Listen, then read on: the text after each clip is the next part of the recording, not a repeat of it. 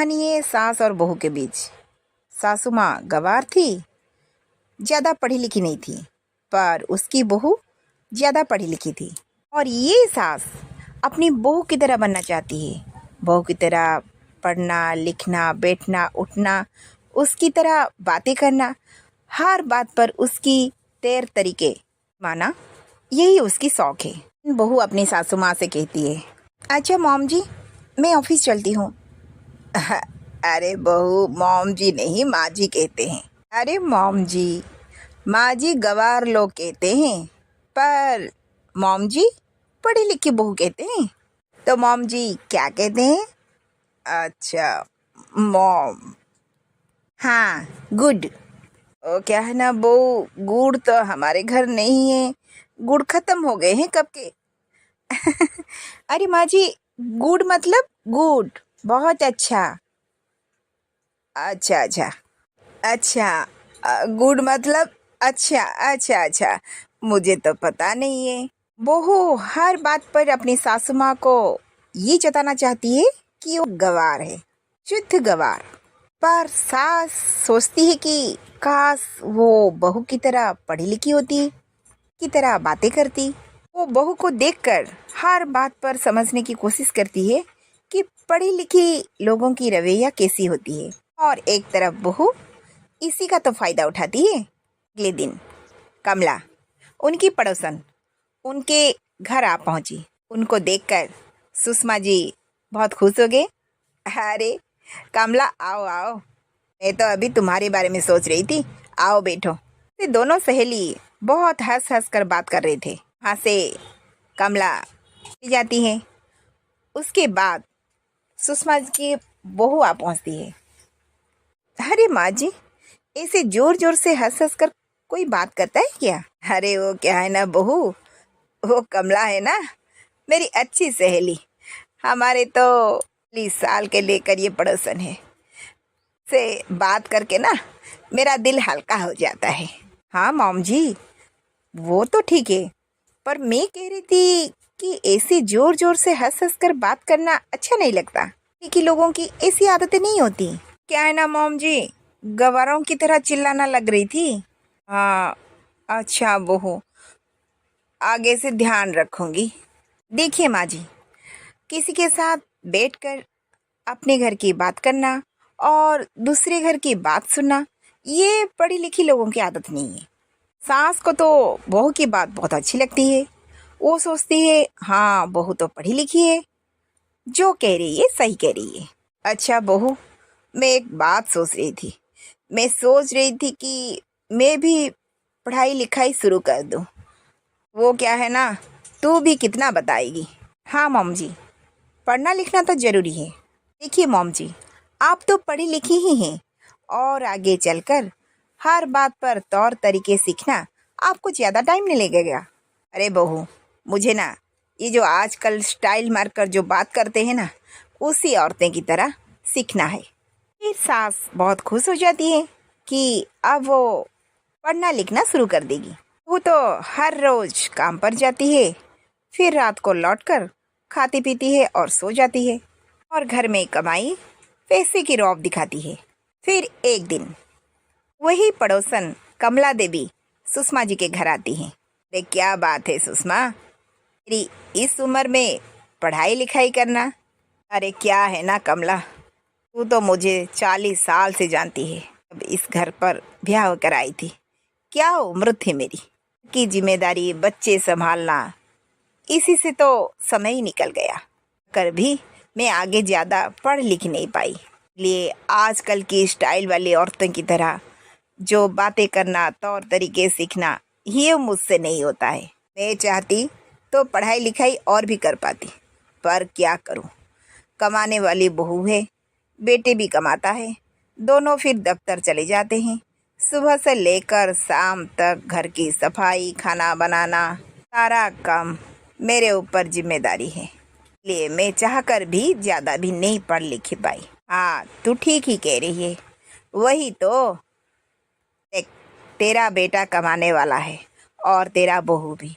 तू एक काम करना, अपनी बेटे और बहू को कहकर घर में काम करने वाली रख दे। कपड़े साफ सफाई करे, बर्तन मांजने वाली और खाना पकाने वाली। बस तुझे वक्त मिल जाएगा और तू अपनी पढ़ाई कर लेगी। हाँ, ये तो अच्छा आइडिया है। एक काम करती हूँ, आज बेटे और बहू को आने दे, मैं उनसे बात कर लेती हूँ। कमला देवी वहाँ से चली जाती है। डिनर पर जब खाना खाते हैं तब सुषमा जी अपने बेटे और बहू को कहती है, अरे मुझे तुम दोनों को कुछ कहना है। क्या है ना बहू, मैं कहती थी ना मैं आगे पढ़ाई करना चाहती हूँ और ये घर पर सारे घर की काम करते करते मुझे समय ही नहीं मिलता है। इसलिए मैं सोच रही थी कि कुकर हम घर पर रख ले। क्यों? सुषमा की बात सुनकर उसका बेटा तो राजी हो जाता है, पर बहू कि माम जी आप तो ठीक कह रही हैं, पर बलि रखने से हमारी खर्चा जो बच जाते हैं वो सेविंग नहीं होगा। कोई बात नहीं, आप पढ़ाई लिखाई करना चाहते हैं तो आप कुकर ढूंढ लीजिए, लेंगे। कि ये बात सुनकर सुषमा चुप रह जाती है और मन ही मन सोचने लगती है कि बेटे और बहू कमाने से सारा खर्चा लग जाएगा इस काम वाली पर, तो मुझे नहीं रखना है। सोचकर सुषमा देवी काम वाली नहीं रखती है। खुद जैसे ही सुबह से लेकर शाम तक काम करती है वैसे ही कर लेती है। के बाद पढ़ाई करती है और रात को सो जाती है। फिर अगले दिन सुबह कमला आती है। अरे क्या सुषमा जी, क्या तुम घर पर काम वाली नहीं रखी? क्या हुआ? नहीं कमला, वो क्या है ना, काम वाली रखने पर तो बेटा राजी हो गया था, पर बहू बता रही थी कि काम वाली रखने से पैसा जो खर्च होते हैं उस पर सेविंग कुछ नहीं होंगे। इसीलिए मैं तो दिन भर घर पर बैठी रहती हूँ। इसीलिए सब अपने हिसाब से ख़त्म करके पढ़ाई भी कर लेती हूँ, बस सब कुछ हो जाता है। अच्छा, अरे तुझे तो मानना पड़ेगा, तू बहुत सीधी सादी है और भोली भाली भी। कोई बात नहीं, तू जैसे भी सोच रही है कर रही है, सही कर रही है। तेरी मनोकामना भगवान जरूर पूरी करेंगी। अच्छा, आगे क्या करेगी सोच रही है? मैंने तो सोचा था कि पढ़ाई लिखाई करने के बाद मैं घर पर एक ट्यूशन खोल लूँगी, बच्चों को पढ़ाऊँगी, बस मन लग जाएगा। घर पर अकेली बैठ बैठ कर बोर हो जाती हूँ। अरे वाह, तूने तो बहुत ही बढ़िया आइडिया सोचा है। हाँ, ये सही रहेगा। पर कमला, मैं जो सोच रही थी कि बहू की तरह बातें करूँगी, उसकी तौर तरीके सीखूँगी, जैसे इंग्लिश कहने की स्टाइल सीख लूँगी, वो तो मेरे से नहीं होगा।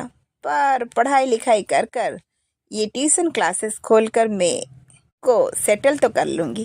फिर उसे कमला कहती है, अरे देख सुषमा, क्या सोचना तो सही है, पर ये जो सोच रही है कि बहू की तरह बनना है, उसकी तौर तरीके, मुझे तो तेरी ये बात ठीक नहीं लग रही है। कि तू जैसा भी है, जो भी है, वो तो तेरे हिसाब से ठीक है कि बहू अपने हिसाब से चल रही है और तू तो अपने हिसाब से। तू पढ़ी लिखी है, बहू की तरह ज़्यादा पढ़ी लिखी हो या ना हो, तू एजुकेटेड है ना, बस यही तेरे लिए काफ़ी है। देख, तेरी बहू कमाती है, बस नौकरी करती है और घर पर आती है, खा पी कर सो जाती है। पर तू तो दिन भर काम करती है, फिर उसके बाद पढ़ाई करती है और का सारा काम कर कर घर की, तेरे बेटे और बहू की ख्याल भी रखती है। और आगे चलकर ये जो ट्यूशन क्लासेस खोलेगी तो तेरे लिए तो ये काफ़ी है। ये उम्र के हिसाब से तो तू बहू के आगे ज़्यादा पढ़ी लिखी होगी। पड़ोसन कमला की बात सुनकर सुषमा कुछ देर तक चुप रह जाती है और मन ही मन सोचने लगती है, हाँ ये बात तो सही है। फिर मैं आगे चलकर बहू की तरह बनूं या ना बनूं, पढ़ी लिखी तो बन पाऊंगी। अच्छा कमला, तू ठीक ही कह रही है, कोई बात नहीं, आगे चलकर बहू की तरह पढ़ी लिखी बन पाओ या ना बन पाओ, पर अपनी खुद की तौर तरीके तो सीख ही लूँगी। हाँ बिल्कुल, ये कहकर कमला उधर से चली जाती है। उसके बाद उसकी बहू आ पहुँचती है। अरे मॉम जी, ये जो हमारी पड़ोसन आंटी आती है, मुझे इनकी बात कुछ ठीक नहीं लगती है और क्या है ना मम जी, आप इनसे ही जुलकर इनसे बात कर करके आप ऐसे ही गवार बन गई हैं। अरे ना ना बहू, वो तो कब की मेरी सहेली है। उसके साथ मेरा तो 40 साल का संबंध है। जो सोच रही है वो नहीं है, वो तो मुझे सही सलाह देती है। और मॉम जी, पढ़े लिखे लोग अपनी काम दाम छोड़कर किसी और के घर पर घुसकर ये चिपड़ी चिपड़ी बातें नहीं करते हैं। तो पढ़ी लिखी लोगों की आदत नहीं है। सास को अपनी बहू की बात तो कुछ अच्छी नहीं लगती है, और वो आगे चलकर पढ़ी लिखी तो बनेगी, पर बहू की तरह तौर तरीके सीखना, ये भूत सासू माँ के सर से उतर जाती है। क्योंकि जब से उसकी बहू उस पर पढ़ाई लिखाई की रौब दिखा रही थी, तब से लेकर उसकी सासू माँ अपनी बहू की हर बात को मान ही लेती है। पर जब से खुद की पढ़ाई लिखाई शुरू करने लगी, वो खुद की तौर तरीके अपनाने के लिए ठानी लेती है, ना कि बहू की तौर तरीके तरह। इसलिए एक दिन, मॉम जी आइए, आज मैं आपको सिखाती हूँ खाना कैसे खाते हैं। दोनों सास बहू डाइनिंग टेबल पर बैठकर खाना खाते हैं।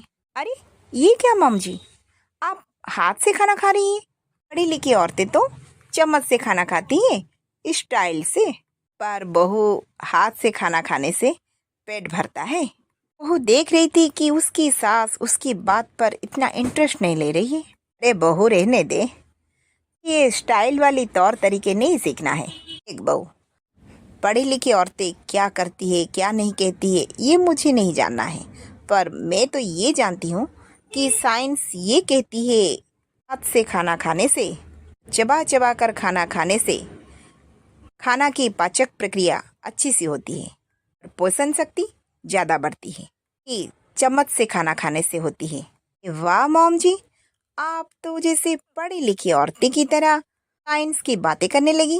वो देख रही थी कि उसकी सासू माँ उसकी तरह और तरीके सीखने का उसका कोई इंटरेस्ट नहीं है, और उसकी सासू माँ तो कम पढ़ी लिखी भी नहीं है। वो भी जो कह रही थी वो भी सही है। इसलिए अपनी सासू माँ की बात सुनकर बहू चुप रह जाती है। वो भी आगे चलकर बातों बातों पर अपनी सासू माँ की तौर तरीके सीखने की आदत भी डाल देती है। ये वो जो अपने सासू माँ के बारे में सोच रही थी कि वो गंवार है, वो उसकी गलती है, और उसकी गलती की एहसास उसे हो जाता है कि वो जैसे पढ़ी लिखी है, उसकी सासू माँ उससे ज्यादा समझदार है, जैसे शुद्ध समझदार।